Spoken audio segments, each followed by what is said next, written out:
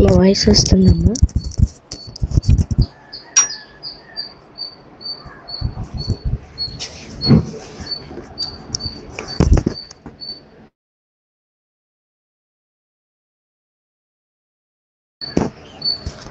మరియు సమయం ఇచ్చిన దేవాది దేవునికి అవకాశం ఇచ్చిన సేవకులకి కూడి అయిన మీ అందరికీ కూడా ప్రభు పేరిట వందనాలు. మరి ఈరోజు దేవుడు ఇచ్చినటువంటి అవకాశం బట్టి మరొక మారు దేవాది దేవునికి వేలాది వందనాలు. నేను వేరే ప్రాంతంలో ఉన్నాను అనమాట, అవదేమో అనుకున్నాను, కానీ దేవుని కృపను బట్టి దేవుడు సహాయం చేశారు. దాన్ని బట్టి దేవుని నామానికి మహిమ కలుగును గాక. చిన్న ప్రార్థన చేసుకుందాము. స్తోత్రములు తండ్రి, స్తోత్రం నాన్న, పరిశుద్ధుడా, మహోన్నతుడా, నీకు వందనాలు. సర్వోన్నతుడా, సర్వాధికారి, జీవము కలిగిన యేసయ్యా నీకు వందనాలు. అయ్యా, గడిచిన దినంలో కృపలో కాపాడవుతాను, నడిపిస్తున్నావు, బలపరిచావు. ఈ దినాన్ని సజీవమైన రెక్కల చాటు మమ్మల్ని కాపాడుతండి. ఈ దినాన్ని ప్రభు మేము ఎలా ఉన్నామంటే కేవలం నీ కృప. అందుని బట్టి మీకు వందనములు. నువ్వు ఇచ్చినటువంటి అవకాశంని బట్టి మమ్మల్ని మరుగుపరిచి అయ్యా మా ద్వారా మీరు సూటిగా తేటగా మా అందరితో మీరు మాట్లాడండి. ఎలా నడవ ఎలా జీవించాలో తెలియపరచండి. నీ ఆత్మ నడిపింపు మాకు అనుగ్రహించు. మాకు మీరే సహాయం చేయమని ప్రార్థిస్తూ యేసు నామములో వేడుకొని అడుగుచున్నాము తండ్రి, ఆమేన్, ఆమేన్. మీరు 10 రోజులు బట్టి నేను రాలేకపోతున్నాను. వాతావరణం మాకు అక్కడ బాగోటం లేదు, కింద అసలు సిగ్నల్ ఉండటం లేదు. పైకి వస్తున్నప్పుడు మళ్ళీ పనిచేసి పిల్లలకి చూపించేసి పైకి అలా పెట్టి మళ్ళీ వచ్చేటప్పటికి మళ్ళీ ఆగిపోతుంది. అలా విధంగా జరిగింది, అందువల్ల నేను రాలేకపోయాను. దయచేసి నన్ను చూసిందిగా ప్రభుత్వం మనం చేసుకుంటున్నాను. మరి వాతావరణం దేవుడు అనుకుని పలిచి సిగ్నల్ వచ్చేలాగా దేవుడు సహాయం చేయలాగా ఒకరు ప్రార్థించేయండి. మాకు అసలు టవర్స్ అనేది ఏమీ ఉండవు అనమాట. మేడపైకి వస్తేనే అవుతుంది, మేడపైకి రాకపోతే అసలు అది కూడా ఉండదు. ఈ విధంగా రాలేదు. మరి రోజు కూడా ఊళ్ళో ఉన్నాం కాబట్టి మరి సిగ్నల్ వచ్చింది. బట్టి దేవునికి వందనాలు. మరి మాట్లాడే విధానంలోనే మనం ఏ విధంగా మాట్లాడాలి, మన నాలుగు ఏ విధంగా మనం ఉంచుకోవాలి, ఏ విధంగా మనం మన యొక్క నోటి మాటను మన నాలుకను అదుపులో పెట్టుకోవాలి. ఈ నాలుక ద్వారానే మనకి కుటుంబ బాంధవ్యాలు మరి కలపబడుతున్నాయి. ఈ యొక్క నాలుక ద్వారానే మరి కుటుంబాలు కోల్పోతున్నాయి. ఎన్నో సమస్యలు యొక్క మాట అనేటటువంటి నాలుక ఎంత ప్రమాదకరమైనదో, అలాంటి నాలుక నష్టపరిచే నాలుక ఉన్నది. అలాగే మేలుకరమైనటువంటి నాలుక అనేది మనిషిలో ఉంది. 2 నాలుకలు కూడా మనుషుల్లోనే ఉన్నాయి. అయితే ఈ మాట్లాడేటటువంటి నాలుకను మనం మేలు కొరకు ఉపయోగించుకుంటున్నామా, మనం ఏ విధంగా ఉపయోగించుకుంటున్నాం అనేది తెలియపరుచుకుందాము. నాలుకలు ఏ విధంగా ఉన్నాయి, ఏ విధమైనటువంటి నాలుకలు ఎలా ఉన్నాయనేది మనం తెలుసుకొని తర్వాత మేలుకరమైన నాలుకల కోసం కూడా మనం తెలుసుకుందాము. కీర్తనలు 12వ అధ్యాయము 3వ వచనం అండి. కీర్తనలు 12:3.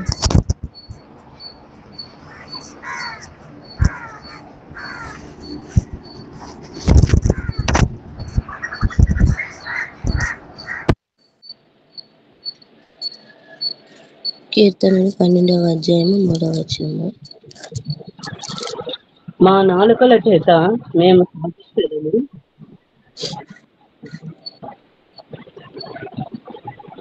యెహోవా ఇచ్చకమలాడు పెదవులన్నిటినీ బింకమలాడు నాలుకలన్నిటినీ కోసివేయును. ఆమేన్. చాలా ఇక్కడ ఏం చెప్తున్నారంటే, అందరితోనూ ఒకరితో ఒకరు అబద్ధం ఆడతారు, మోసకరమైన మనస్సు గల వారే ఇచ్చకములాడు పెదవులతో పలుకుతారు. దేవుడు చెప్తున్నాడు, మీరు ఇలా మాట్లాడుతున్నారు కదా, ఒకరితో ఒకరు అబద్ధాలు ఆడుతున్నారు, మోసకరమైన మనసుతో ఇచ్చకములాడేటువంటి పెదవులతో మీరు మాట్లాడుతున్నారు. కాబట్టి మీ యొక్క ఇచ్చకములాడే పెదవులన్నింటినీ కూడా బెంకములాడే నాలుక అనుకుని కూడా యెహోవా ఏం చేస్తారట, మూసివేస్తారు. ఇక్కడ ఏమనుకుంటుంది, ఇక్కడ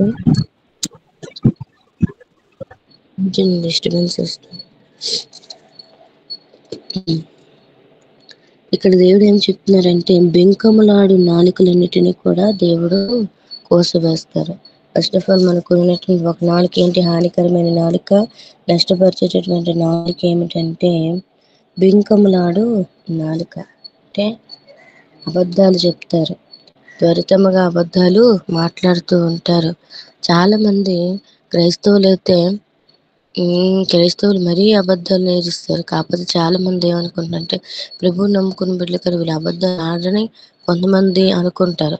ఆ విధంగా ఉన్నవారు ఒకలైతే, దేవుని నామానికి అవమానపరిచే బిడ్డలు కూడా మరో కొంతమంది, వాళ్ళు అబద్ధాలు ఆడుతూ ఉంటారు, మోసం చేస్తూ ఉంటారు. అదే దేవుడు అందరికీ తీర్పు తీస్తారు. ప్రత్యేకంగా క్రైస్తవుల విషయంలో మనం జాగ్రత్త పడవలసిన విషయం ఏంటంటే, మన నాలుక వెంకములాడే నాలుకగా ఉండకూడదు. మనం మోసం చేసేటటువంటి నాలుక మనలో ఉండకూడదు. అబద్ధాలు చెప్పేటటువంటి నాలుక మనలో ఉండకూడదు. సండే స్కూల్ పాటలో ఉందండి. ఆ పిల్లలకి ఆ పాటలు చెప్తున్నప్పుడు మనల్ని మనమే అన్వయించుకుంటాం. పిల్లలే కాదు, అసలు ఏ పాటైనా కూడా మనల్ని మనమే అన్వయించుకోవాలి. దేవుడు ఈ విధంగా మనతో మాట్లాడతారు, ఈ విధంగా మనం ప్రవర్తించాలి అనేది. ఆ పిల్లల్లో ఉందైతే పాట ఉంటుంది, బుద్ధులకి చిన్ని నోటి తన సాంగ్లోని అబద్ధాల గురించే, అబద్ధాలు చెప్పొద్దు, నిజమే చెప్పాలి అని చెప్పి. కానీ మనం కొన్ని విషయాల్లోని అబద్ధాలు ఆడుతూ ఉంటాం. ఒక మాట విషయం గమనించండి, మన జ్ఞానం కలిగి అబద్ధం ఆడాలి. వేటి గురించి అబద్ధం ఆడాలి? ఇప్పుడు సపోజ్ దేవుడి మందిరానికి వెళ్ళాలి.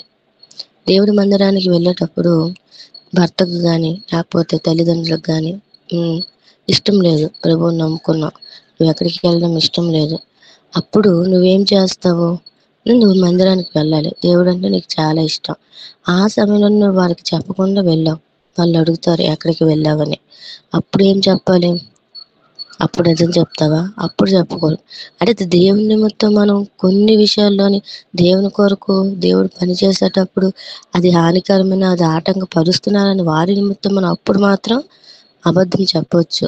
ఎందుకంటే దేవుడు పని కొరకు వారు ఆటంకపరుస్తున్నారు. కానీ మందిరానికి వెళ్ళకుండా నువ్వు బైబిల్ చదవకుండా వాటి వెళ్ళకూడదని ఆటంకపరుస్తున్నప్పుడు వాళ్ళకి ఏం చెప్తావు? ఎదుగు వీళ్ళు ఇక్కడికి వెళ్తున్నారని చెప్పేసి దేవుడి మందిరానికి వెళ్ళొచ్చు. అడిగితే అబద్ధం చెప్పొచ్చు. ఈ విషయంలో మనం అబద్ధం ఆడొచ్చు. కానీ ఎలాంటి వాటికి అసలు అబద్ధం? అసలు చిన్న చిన్న విషయాలకు కూడా, చిన్న చిన్న విషయాలకు కూడా వెంకమలాడేటటువంటి నాలుకలతో అబద్ధాలు ఆడుతుంటారు. అటువంటి మాటలు ఆడకూడదు. మరి జ్ఞానం కలిగి ప్రవర్తించాలి. కొంతమంది అసలు దేవుడి కోసం ప్రయాసపడడానికి కూడా ఇష్టపడరు. దేవుని గురించి మనం అక్కడ ఏదో సపోజ్ ఒక కార్యక్రమంకి వెళ్ళాలండి, అది అన్యుల ఆచార పద్ధతి, అది మనకి వెళ్ళాలంటే ఇష్టం లేదు, అసలు మనకి నచ్చలేదు. అదని మనం ఏం చేయాలి? ఇప్పుడు వెళ్ళడం ఇష్టం లేదు, వాళ్ళందరూ ఒప్పుకోవట్లేదు, మేము తప్పదు అనేటప్పుడు నువ్వేం చేయాలి? నాకు చాలా బాగాలేదు, బలహీనంగా ఉంది, ఒంట్లో బాగాలేదని చెప్పేటట్లుగా ఉండిపో. దానికి ఏమైపోద్ది? దేవుడు శిక్షించరు. కానీ ఈ విధమైనటువంటి అబద్ధం ఆడకూడదు. దేవుడి పరంగా దేవుని కోసం మనం ప్రయాసపడే వాటిలో మాత్రము, వాటిలో మనం అబద్ధం ఆడినా తప్పేమీ లేదు. నేనైతే దేవుడి విషయంలో మనము కొన్ని విషయాల్లోని భర్తకు నచ్చకపోవచ్చు, లేదా తల్లిదండ్రులు మనకు ఆటంకపరచవచ్చు. అటువంటి వాటిలో మనం అబద్ధం ఆడవచ్చు. కానీ కొంతమంది ఏం చేస్తారంటే చిన్న చిన్న వాటి విషయంలోనే. అయితే దేవుడు ఇక్కడ ఏం చెప్తున్నారంటే, పెంకములాడే నాలుక అనేది దేవుడికి ఇష్టం లేదు. అది ఏ విషయంలోనే, ఆ విధానం, ఆ టాపిక్ వేరు, ఇది వేరు, ఈ విధానంలో వేరు. దేవుడు అసలు మన నాలుకని ఎందుకు ఇచ్చాడు, వేటి కోసం అసలు ఉపయోగించాలి అంటే దేవుని మనం స్తుతించడానికి నాలుకను ఉపయోగించాలి. కానీ చాలా మంది వారు విరుద్ధమైన మనస్సు కలిగి మోసము చేసేటటువంటి నాలుకతో, పెంకములాడేటటువంటి నాలుకతో మాట్లాడతారు.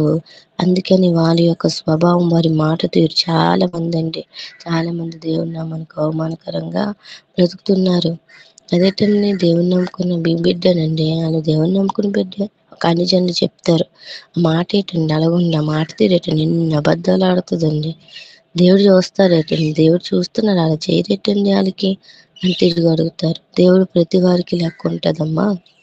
దేవుడు వెంకమలాడే పెదవులను, దేవుడు నాలుకలను కోసివేస్తాడు. అలా చేసేవారికి తప్పకుండా ఉంటుంది. దేవుని నమ్మకం ముందు ఎలా ఉన్నా మనకు అనస ప్రభుని నమ్ముకున్న తర్వాత మన నోటి మాటలను చాలా అదుపులో ఉంచుకోవాలి. అదే విధముగా కీర్తన గ్రంథము 52వ అధ్యాయము 4వ వచనంలో కూడా ఇక్కడ ఒక నాలుక ఉంటుందండి. అది ఏమిటి? ఆ నాలుక ఏమిటంటే 52 కీర్తనలు 52:4.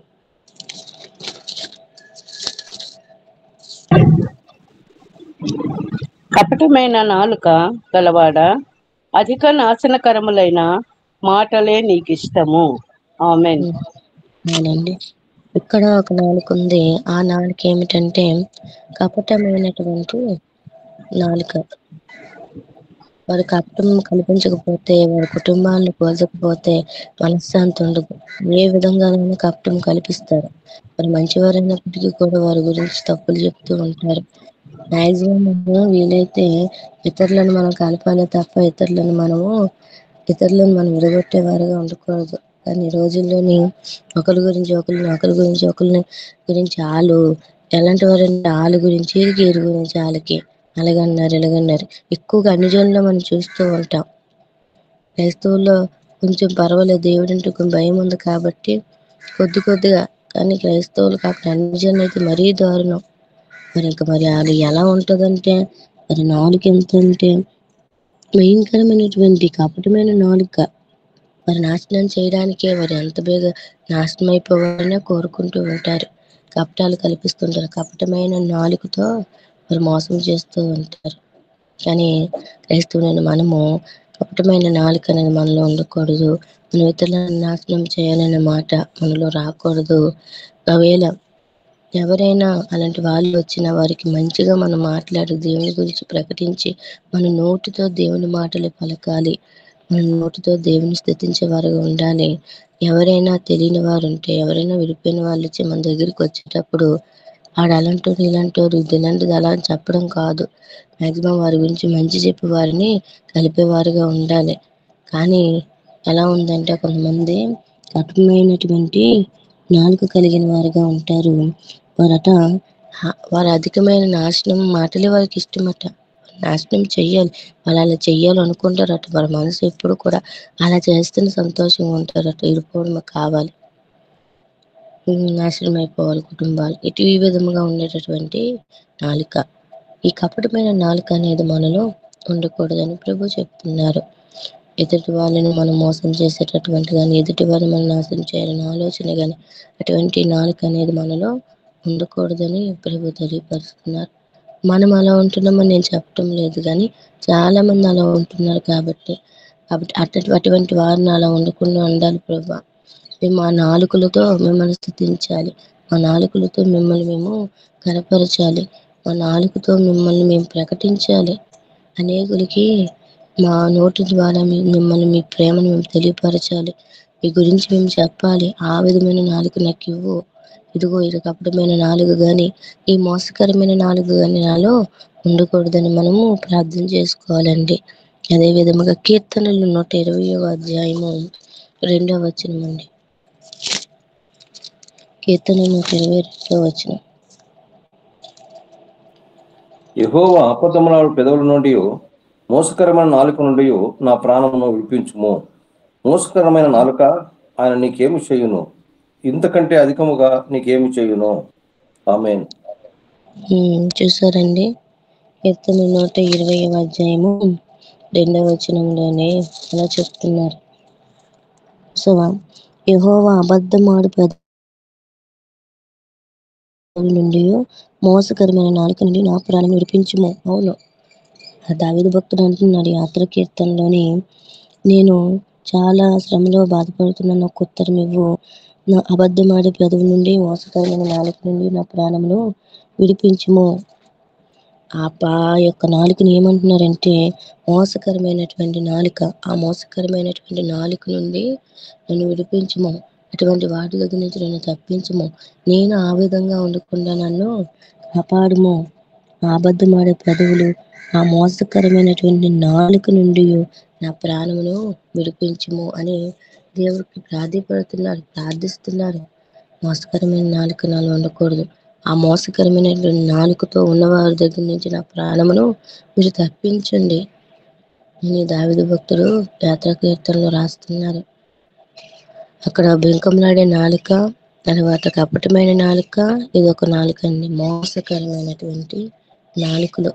సరే, నాలుక ఎంత దారుణమైన పరిస్థితి అంటే అది ప్రకృతినే చిచ్చుపెడుతుంది. అంటే చిన్న అగ్గిపొల్ల ఎంత మంట వస్తుందో, చిన్న అవయమైనటువంటి చిన్న నాలుక, వాటికి నరం లేదు. అన్నిటికీ నరం ఉంది కానీ నాలుకకి నరం లేదు. ఎలా పడితే అలా మాట్లాడుతూ ఉంటుంది. ఆ నరం లేని నాలుక గురించి యాకోబు రాసిన పత్రికలో భయంకరంగా చెప్తారు. అది ప్రకృతినే చిచ్చుపెడుతుంది. అంత భయంకరమైన నాలుక. ఆ నాలుకను మోసకరమైన నాలుకగా మార్చకుండా దేవుని స్తుతించే నాలుకగా మార్చాలి. ఆ మోసకరమైన నాలుక నుండి నా ప్రాణంను నువ్వు తప్పించుము అని ప్రార్థిస్తున్నాడు భక్తుడు. హల్లెలూయా. దేవుని నామానికి మహిమ కలుగును గాక. అలాగే కీర్తనలు 140వ అధ్యాయము, కీర్తన 140వ అధ్యాయము 3వ వచనం అండి. కీర్తన 143వ వచనం. పాము నాలుక వలె వారు తమ నాలుకలు వాడి చేయుదురు, వారి పెదవుల క్రింద సర్ప విషమున్నది. ఆమేన్. ఇదొక నాలుక అండి, పాము నాలుకట. పాము ఏ విధంగా అసలు కొడుతూ ఉంటుందో, ఏ విధంగా బయటకు తీస్తూ ఉంటుందో అటువంటి నాలుకలట వాడు వాడి చేస్తారట. వాళ్ళ పెదవుల కింద ఏముందంట? సర్ప విషం ఉన్నది. ఎక్కువగా ఇటువంటి నాలుక, ఇది విషపు నాలుక, అంటే పాము నాలుక. అటువంటి నాలుకలు ఉండకూడదు. ఈ వారట పాము నాలుకల వల్ల వారు తమ నాలుకలను వాడి చేదురు, వారి పెదవుల కింద సర్ప విషం ఉన్నది. ఎందుకంటే వారు ఆలోచనలన్నీ కూడా అపాయకరమైన ఆలోచనలే. వాళ్ళు ఎప్పుడు కూడా యుద్ధం చేయాలని, తర్వాత గొడవలు పెట్టుకోవాలని ఏ విధంగా ప్రయత్నం చేస్తారు. వాళ్ళు ఎప్పుడూ కూడా ఇప్పుడు కత్తిని ఏ విధంగా పదును పెడితే షార్ప్గా అవుతుందో, వారు తమ నాలుకలనంట పాము నాలుకల వలె వారట అలాగ పదును పెడుతూ ఉంటారట. ఎవరు దొరుకుతారా, ఎవరు మంచోళ్ళు ఉన్నా బాధే, మంచిగా ఉన్నా చూడలేరు. వీళ్ళు మంచిగా ఉన్నారేంటి అనుకొని మరి ఇంకా అయ్యో వీళ్ళు మంచిగా ఉన్నారే, దేవుని కృప వల్ల బాగున్నారనే ఆలోచన వీళ్ళకి రాదు. వీళ్ళు మంచిగా ఉన్నారు, మా వాళ్ళు చూస్తేలా ఉన్నారు, వీళ్ళు ఎందుకు మంచిగా ఉండాలి అని చెప్పి పాము నాలుకల వల్ల వాళ్ళు ఎలా పదును పెట్టి వాళ్ళలో ఏముంటుందట? సర్ప విషం ఉన్నది. నాలుకలు వైర్ చేస్తారు. వాళ్ళ పెదవుల కింద ఏముందంటే సర్పం లాంటి విషము వీరిలో కూడా ఉన్నది.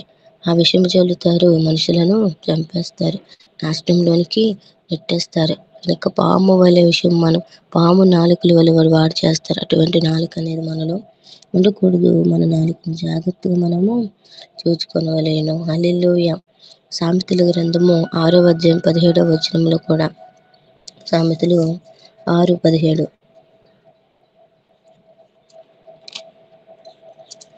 సామెతలు 6:17. అవేవనగా అహంకార దృష్టియు, కళ్ళలాడు నాలుకయు, నిరపరాధులను చంపు చేతులను. ఆమేన్. ఇక్కడ కళ్ళల్లాడే నాలుక, దేవుడికి ఇష్టం లేని వాటిలోని 7 విషయములు కలుగు. అందులోని కళ్ళల్లాడేటటువంటి నాలుక అదొక నాలుక అండి. దేవుడికి ఏమైనది ఏదో కబులు చెప్తూ ఉంటారు, మాయ చేసేస్తూ ఉంటారు ఈ నాలుకలతో. చాలా మంది వ్యాపారం చేసేటప్పుడు, క్రైస్తవులు కూడా వ్యాపారం చేసేటప్పుడు అబద్ధాలు ఆడుతూ ఉంటారు. అబద్ధాలు ఆడుతూ తూకాలు వేసేటప్పుడు, తర్వాత బట్టలను అమ్మే విషయంలోని, వ్యాపారం చేసే విషయంలో కూడా అబద్ధాలు ఆడుతారు.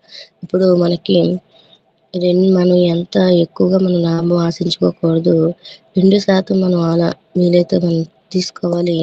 ఎక్కువగా మనం అబద్ధాలు ఆడి ఆ విధమైనటువంటి మోసం చేసేటటువంటి ఆ నాలుకలు, కళ్ళల్లాడే నాలుక మనలో ఉండకూడదు. దేవుడు మనకి ఎంత ఇచ్చారో దానిలో నమ్మకంగా ఉంటూ ఎంత % మనం తీసుకోవాలో అంతలో ఉంచాలి.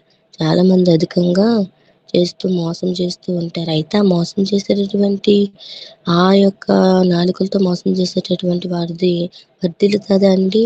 లేదు. వారికి అవన్నీ కూడా మరలా వారు అనారోగ్య పాలైపోయి ఆ డబ్బులన్నీ కూడా హాస్పిటల్‌కి ఖర్చు చేస్తారు. కానీ మనకున్నటువంటి ఆ నమ్మకంలో దేవుడు మనకి ఏదిచ్చారో ఆ కొంచెములోనే కొంచెముగా మనం నమ్మకంగా ఉండాలి. అధికంగా మనం మోసం చేసి, అధికంగా మనం సంపాదించాలని కళ్ళలాడే మాట్లాడి, కలుబోలు కబుర్లు చెప్పి, అవన్నీ చేయడం అనేది కూడా చాలా తప్పు. మనం చాలా జాగ్రత్త కలిగిన వారిగా ఉండాలి. సమయం అయిపోయింది. ఇంకా నష్టపరిచే నాలుకలే ఇంకా చాలా ఉంది. అయితే మనం ఈ నాలుకల విధంగా నష్టపరిచేటటువంటి ఈ నాలుకలు సామెతల గ్రంథం 18వ అధ్యాయము 21వ వచనం చూడండి. సామెతలు 18:21.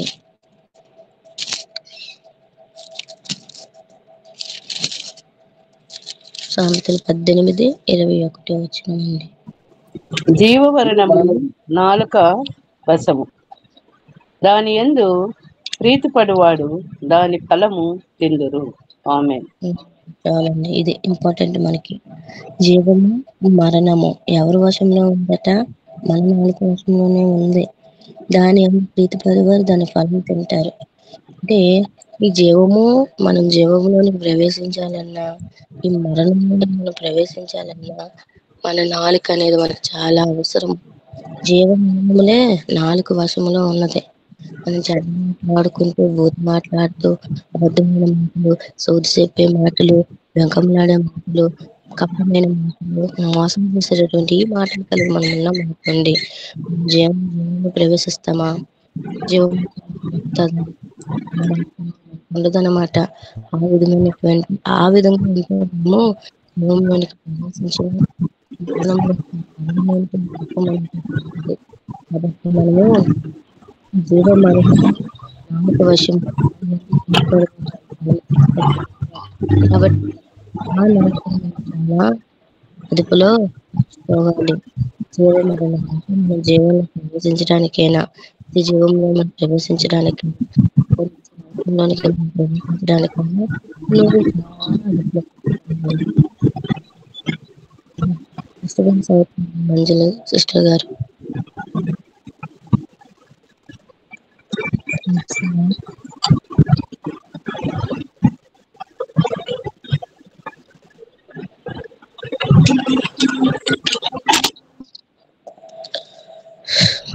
పెంచుకోలేదు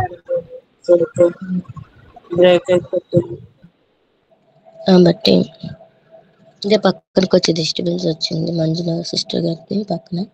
ఇప్పుడు తగ్గిందండి. కాబట్టి జీవ మరణములు మన వశంలోనే ఉంది. ఏ వశమట? అది నాలుక. ఈ నోటితోనే మనం మంచి పలకాలన్నా, చెడ్డ పలకాలన్నా ఏదైనా నాలుకలోనే ఉంది. కాబట్టి నోటిని మనం జాగ్రత్త కలిగిన వారిగా ఉండాలి. తీర్పు దినాన్ని కూడా దేవుడు నువ్వు మాట్లాడే మాటని లెక్క అడుగుతారనమాట. నీ మాట్లాడే మాట ఎలా మాట్లాడుతుంది, నీ మాట తీరు ఎలా ఉంది, నువ్వు నీ యొక్క భర్త ఎడల, లేదా నీ పిల్లల ఎడల, లేదా నువ్వు సమాజంలోని, లేదా నువ్వు సంఘంలోని ఏ విధంగా ప్రవర్తిస్తున్నావు, నీ మాట తీరు ఏ విధంగా ఉన్నది, నువ్వు అసలు నీ మాటలోని జీవం ఉన్నదా, నీ మాటని ఇతరులకు జీవము కలిగిస్తున్నదా, నీ మాట తీరు నువ్వు జీవానికి వెళ్ళేటట్లుగా ఉందా అనేది మనము జ్ఞాపకం చేసుకోవాలి. ఇవన్నీ కూడా నష్టపరిచేటటువంటి నాలుకలు. మరి మేలుకరమైనటువంటి నాలుక ఏమిటండి? మేలుకరమైనటువంటి నాలుక రోమపత్రిక 14వ అధ్యాయము 11వ వచనము. రోమపత్రిక 14వ అధ్యాయము 11వ వచనము.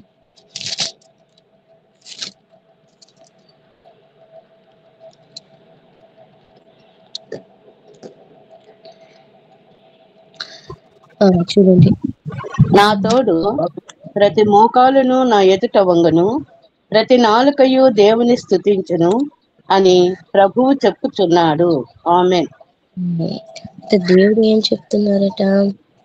చాలా మంది అది ఇంకా ప్రభుని తెలుసుకోలేని వారు, ఇంకా ప్రభుని నమ్ముకోలేని వారు.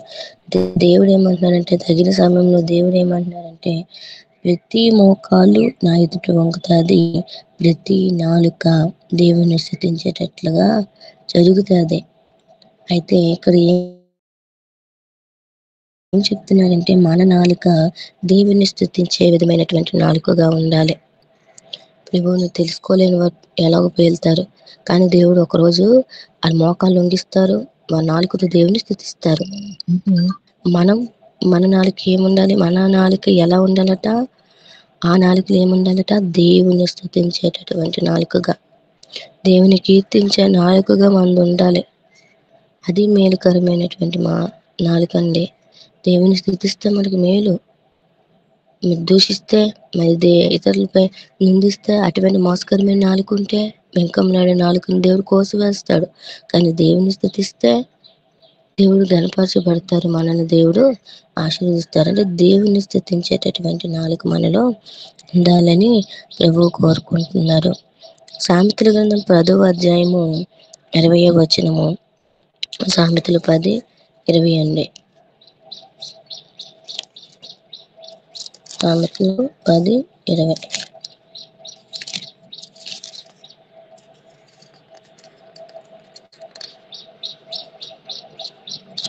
నీతిమంతుని నాలుక ప్రశస్తమైన వెండి వంటిది, భక్తిహీనుల ఆలోచన పనికి మాలినది. చూసారు, నీతిమంతుల నాలుకట ప్రశస్తమైనటువంటి వెండి వంటిది. అంటే నీతిమంతులు ఎప్పుడు కూడా నాలుకతో ఇచ్చకములాడరు, మోసకరమైనటువంటి మాటలాడరు, సోది చెప్పి మాట్లాడరు, ఇతరులను గొర్రెలు పెట్టేటటువంటి మాటలు ఆడరు. మరి నాలుకలతో ఏం మాట్లాడితే? నీతిమంతుల నాలుకట ప్రశస్తమైనటువంటి వెండితో సమానమైనది. భక్తిహీనులండి అలా మాట్లాడతారు, భక్తి లేనివారు అలా మాట్లాడతారు, దేవుడు అంటే భయం లేనివారు అలా మాట్లాడతారండి. మరి నీతిమంతులైతే నీతిమంతులను మాట్లాడే మాటలోని ఆ మాటలట ప్రశస్తమైన వెండితో సమానం అంట. అంటే మనం ఏ విధంగా ఉండాలి? నీతిమంతమైనటువంటి నాలుక అనేది మనలో ఉండాలి. నీతిమత్వం కలిగినటువంటి నాలుక అదేమిటి? నీతిమంతుని నాలుక. నీతిమంతుని నాలుక ఏ విధంగా ఉంటుందంటే ఇతరులకు కీడు చేయదు. అందుకే నీతిమంతుని యొక్క నాలుకట ఆ ప్రశస్తమైనటువంటి వెండి. ఆ దేవుడు ఆ మెప్పు దేవుడు ఎదుట మనం ఆ మెప్పు పొందుకునే వారిగా ఉండాలి. మరి సామెతల గ్రంథం 12వ అధ్యాయం 18వ వచనంకి వస్తే, సామెతల గ్రంథం 12 సమయం అయిపోతుంది కనుక నేను త్వరగా చెప్తున్నాను. సామెతల గ్రంథం 12వ అధ్యాయం 18వ వచనంలోని జ్ఞానుల నాలుక వారు ఎలా ఉంటుంది? కత్తిపోటు వంటి మాటలు పలుకువారు కలరు, జ్ఞానుల నాలుక ఆరోగ్యదాయకము. చూసారండి, కత్తిపోటు వంటి మాట్లాడే నాలుకలు ఉంటాయి, మరి ఇప్పుడు ఎదుటి వారిని బాధ పెడుతూ ఉంటారు. కానీ జ్ఞానులు నాలుకలు ఎలాంటిదండి? అజ్ఞానం కలిగిన వారుగా ఉండాలి. జ్ఞానవంతులు మాట్లాడే మాటలు మనం మాట్లాడాలి, జ్ఞానం కలిగిన వారుగా ఉండాలి. జ్ఞానిలో మాట్లాడే మాటలు ఆ నాలుక ఏ విధంగా ఉంది? మిగిలిన వాళ్ళు భక్తిహీనత కలిగిన వారి నాలుక ఏ విధంగా ఉంది? మరి సామెతల గ్రంథం 15వ అధ్యాయం 4వ వచనంలోనే కూడా, సామెతల గ్రంథం 15:4. సామెతలు 15:4. సాత్వికమైన నాలుక జీవవృక్షము, దానిలో కుటిలత ఎండిన ఎడల ఆత్మకు భంగము కలుగును. ఆమేన్. చూసారండి, 15వ అధ్యాయం 4వ వచనంలోని ఈ నాలుక ఏ నాలుక కలిగి ఉండాలి? సాత్వికమైనటువంటి నాలుక. ఆ నాలుకలోని చిన్న కుట్ర ఉన్న, చిన్న మోసం ఉన్న, చిన్న అబద్ధమైనటువంటి నాలుక మనలో ఉన్నట ఆత్మకే భంగం కలుగుతుంది. పరిశుద్ధాత్మను మనం దుఃఖపరచడం అంటే ఇదే. దేవుడు మన ఆత్మతో నెట్టేటప్పుడు విషయాల్లోని మనం మాట్లాడే మాటల్లోని దేవుడు సాత్వికముగా ఉండమంటే, ఆ సాత్వికమైన నాలుక మనకు మంచిదైతే మనం కొంచెం కుట్లకు ఉన్నా లోపల ఉన్న ఏమంటారంటే ఆ కుట్లకు మనకి ప్రాబ్లం అనమాట. అయితే మనం ఏముండాలట? సాత్వికమైన నాలుక. కీర్తనలు 19:72 దేవుడు కీర్తించేటటువంటి నాలుక ఉండాలి. కీర్తనలు కూడా 119:72 కూడా కీర్తించేటటువంటి నాలుక అనేది మనలో ఉండాలన్నమాట. మన నోటిని ఆ విధంగా జాగ్రత్తగా మనము కాపాడుకోవాలి. చివరిగా యెషయా గ్రంథము 32వ అధ్యాయము 4వ వచనము. యెషయా గ్రంథము 32:4.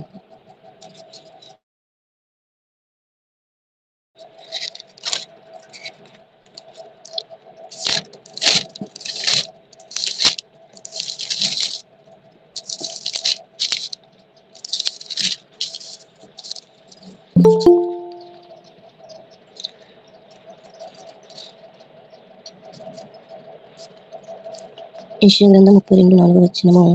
చంచల మనస్సు జ్ఞానమును అనుగ్రహించును, నెత్తివారి నాలుకను స్పష్టముగా మాట్లాడును.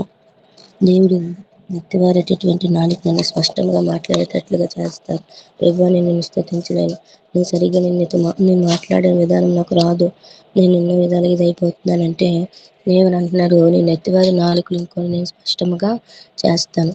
మోషేకు కూడా దేవుడు అధికారం ఇచ్చారు. నువ్వు వెళ్ళు, ఫరోతో మాట్లాడంటే నేను నెత్తివారిని ప్రభువా అంటే, నెత్తివారికి మాట్లాడిచ్చేవారు ఎవరు, గుడ్డివారికి చూపునిచ్చేవారు ఎవరు, అదన్నీ కూడా నేనే కదా, నువ్వు ఎందుకు భయపడుతున్నావు అన్న భయపడినా కూడా తనకు సహాయముగా మోషే యొక్క అన్నను పెడతారు. అంటే నీవు దేవుడు నువ్వు నెత్తివాడవా, కుంటివాడవా, గుడ్డివాడవా కాదు, నీ నాలుకతో దేవుణ్ణి స్తుతించేటట్లుగా ఉన్నావా, నీ నాలుకతోని ప్రభువుని మహిమపరిచే విధంగా ఉన్నావా, నీ నాలుకతో ఇతరులకు మేలు చేసేటట్లుగా ఉన్నావా, నీ నాలుకతో ఇతరులను ప్రభు మార్గంలో నడిపిస్తూ ఉన్నావా. మాట్లాడుతున్నాం, మనం మాట్లాడే తీరు, మన నాలుక చిన్న అవయవమే. 9th క్లాస్ టెక్స్ట్ బుక్లో ఉంటుందండి. ఆ నాలుక గురించి చెప్తారు. ఇంత చిన్న నాలుక అట ప్రకృతినే చిచ్చులు పెడుతుంది. ఇంత చిన్న నిప్పు అంత అడవినంతని తగలబెట్టేస్తుందట. ఆ విధమైనటువంటి నాలుక ఇతరులను తగలబెట్టడం అంటే మన కుటుంబాలను నాశనం చేసేటట్లుగా కాదు, కానీ ఎలా ఉన్నా దేవుడు నెత్తివారి నాలుకలను కూడా మారుస్తానంటున్నాడు. కాబట్టి మన నాలుక అనేది ఇప్పుడు ప్రభువుని స్తుతించే విధానానికి నోటి మాటను ఉపయోగిస్తున్నామా, లేదా తొందరపడి కోపపడిపోతున్నాం మన భర్త మీదైనా, లేదా మన భార్య మీదైనా, లేదా పిల్లల మీదైనా, లేదా బయట వారితోనైనా, లేదా నీ బంధువులతోనైనా నోటిని అదుపులో పెట్టుకోలేకపోతున్నావేమో, నీ నాలుగుతో తొందరపడి మాట్లాడేస్తున్నావేమో. తొందరపడి నడవకూడదు, తొందరపడి మాట్లాడకూడదు. మనం ఆచితూచి మాట్లాడాలంట. మన నోటిని మాటను చాలా అదుపులో ఉంచుకోవాలి. ఎందుకంటే మనం అన్ని జనులను కాదు కదా, మనం దేవుని బిడ్డలము. అలాగే నీతిమంతుల నాలుక అని అన్నారు. నీతిమంతులు ఈ విధంగా ఉంటారు. నీతిమంతులు మాట్లాడే మాటలో ప్రశస్తమైనది. ఆ నాలుక ఆరోగ్యకరమైనది. ఆ నాలుక ఎలాంటిదంటే సాత్వికమైన నాలుక. కాబట్టి మనము ఆ నాలుక కలిగిన వారుగా, ఆ మంచి మాట్లాడే విధముగా, ఆరోగ్యకరమైనటువంటి మాట, ప్రశస్తమైన వెండి తెచ్చేటటువంటి నాలుక, ఆ విధమైనటువంటి నాలుక మన జీవితాన్నే మారుస్తుంది, మన స్థితిగతులనే మారుస్తుంది. స్థితి నీ స్థితిని మారుస్తుంది. స్థితి అంటే దేవుని స్థుతించడం. స్తోత్రం స్తోత్రం. నీకు ఒకవేళ అపవిత్రమైన మాటలు వినబడుతున్నాయి అనుకోండి, స్థుతించండి. స్తోత్రములు ప్రభా, స్తోత్రం అనుకోండి. అవన్నీ మనం పట్టించుకోకూడదు. అవన్నీ సమాజంలో ఎదురవుతాయి మనకి. కానీ మనం నోటి మాటని చాలా జాగ్రత్తగా, మరి ముఖ్యంగా క్రైస్తవులమైన మనము తొందరపడి ఏమాత్రం మాట్లాడుకో, తొందరపడి కోపం అనేది మనలో వచ్చి వెంటనే నాలుకతో వెంటనే ఏదో ఒక మాట అనేస్తూ ఉంటాం. ఇటువంటి మాట కూడా మనం అనకూడదు. మన నాలుకను ప్రభువు స్తుతించడానికి, దేవునికి ప్రార్థించడానికి మన నాలుకను ఉపయోగించాలి. మంచి మాట్లాడడానికి ఉపయోగించాలి. ఈ విధంగా నాలుకను మనం సరి చేసుకుంటూ మనము ఆయనకి ఇష్టమైనటువంటి విధానములో మన మాట తీరు ఉంటే దేవుడు మనల్ని ఆశీర్వదిస్తారు. దేవుడు మనకు ఆరోగ్యం ఇస్తారు. దేవుడు మనల్ని ప్రశస్తమైన వారుగా ఉంచుతారు. కాబట్టి మనం ప్రభు ఇక మీదట ఏమో చిన్న చిన్న మాటలు నేను పొరపాటును మాట్లాడిన క్షమించు. ఇక మీదటైనా నేను నా నోటిని అదుపులో ఉంచుకుంటాను. ఈ నాలుక ఎంత దారుణమైనదో నాకు తెలియపరచు. ఇక మీదట ఈ విధంగా మేము ఉండకుండా నీతిమంతులుగా ఉండాలి. నా విధంగా నన్ను ఆరోగ్యకరమైన మాటలు నా నోటి నుంచి రావాలి. ఇతరులను మీకు మేలు చేసేటటువంటి మాట తీరు నాకు అనుగ్రహించండి. నా నాలుకతో నిన్ను స్తుతించి నిన్ను ఘనపరిచే విధముగా నిన్ను మహిమపరిచే బిడ్డలుగా నేను ఉండాలయ్యా. అటు విధము నాకు సహాయం చేయండి ప్రభు అని ప్రార్థిద్దాం. దేవుడు అటు విధమైన కృప మనకు అనుగ్రహించును గాక. ఆమేన్. అవకాశం ఇచ్చిన దానికి